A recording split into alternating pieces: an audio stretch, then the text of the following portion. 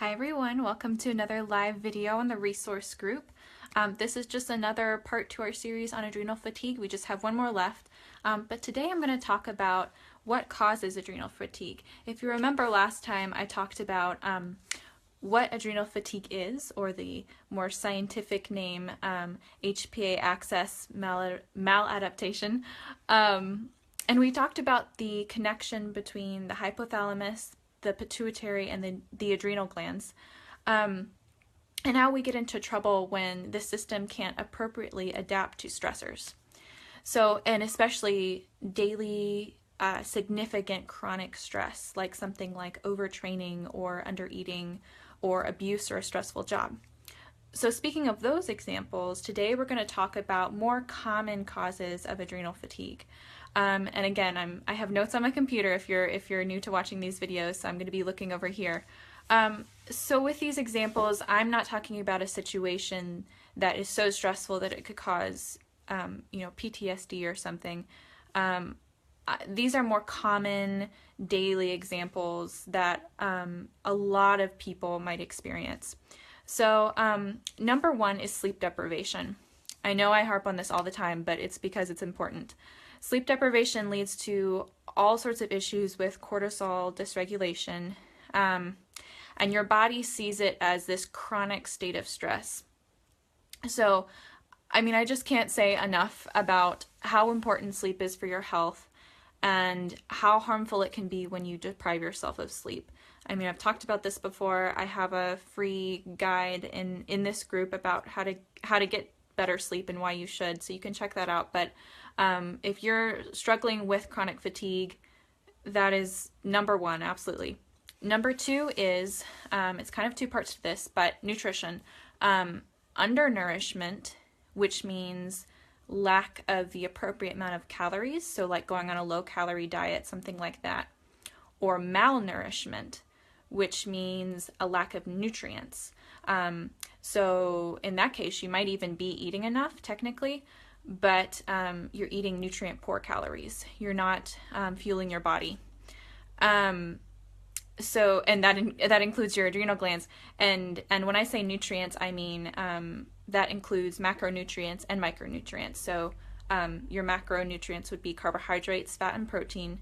And then micronutrients might include, vitamins, minerals. We'll just stick with that. That's the general, what I would say, what I'm talking about when I talk about micronutrients. So, so that often happens actually when people are switching from their normal way of eating to maybe a more restrictive plan and giving up certain food groups, and they're cutting out foods. So that can actually happen very often when people are doing like the paleo diet, because you're cutting out grains, you're cutting out gluten, you're cutting out dairy, and it's very easy for people to accidentally undereat with that,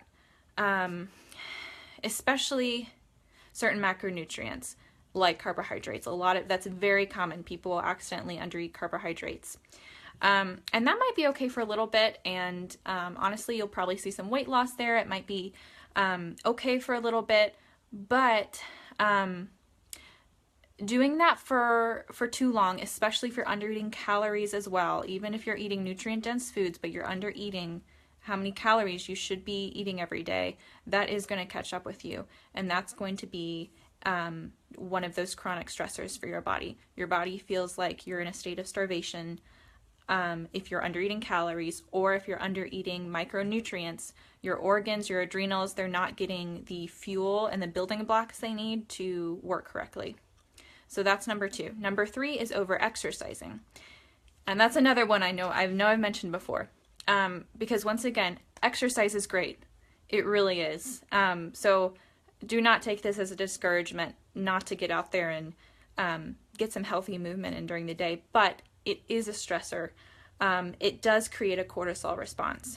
And if you're in the gym every day, if you're going on long runs, if you're not taking rests, and especially if you're doing all of that while you're also experiencing other stressors such as undereating and undersleeping, that is just the perfect recipe for adrenal fatigue. So those are my three common causes that I thought of when I was writing some notes for this little video. Now, the other kind of follow-up question is, well, why do some people react so much worse to stress than others?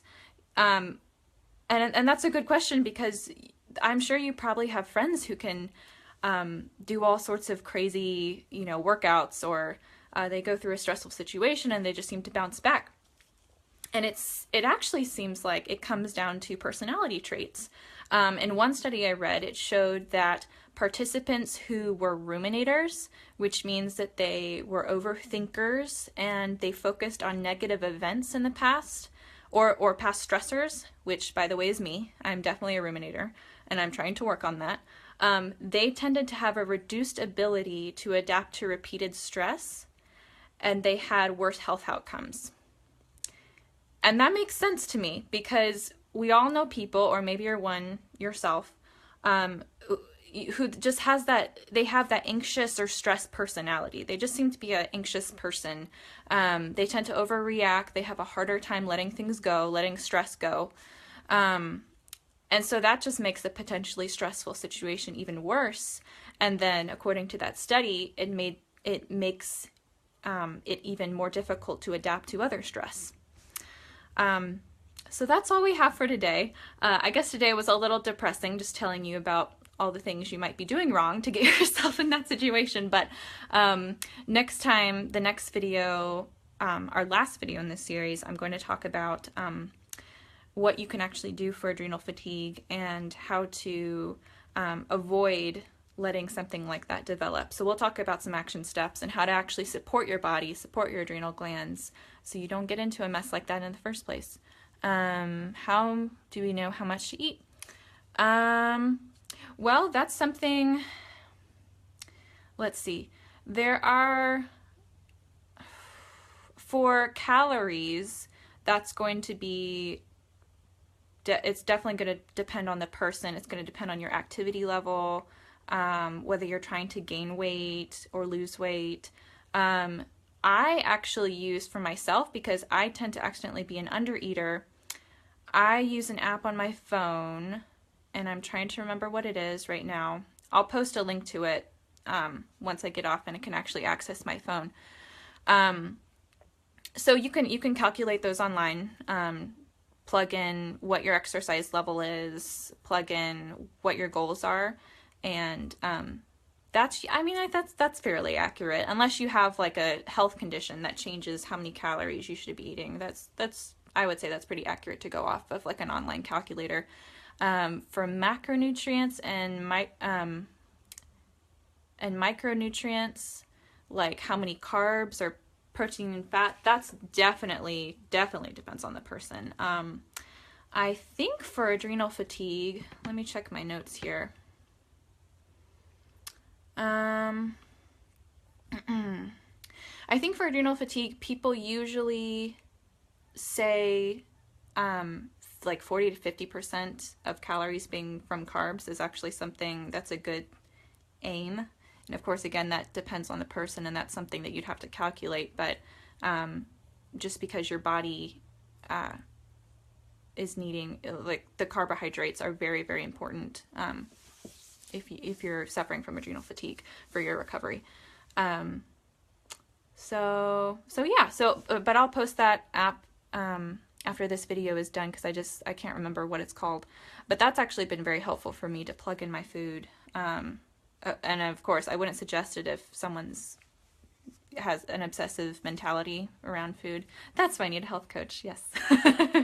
But for me, I don't have an obsessive mentality around food. I just don't have the brain type to be able to know what portions I'm getting and if I'm getting enough food. So anyway.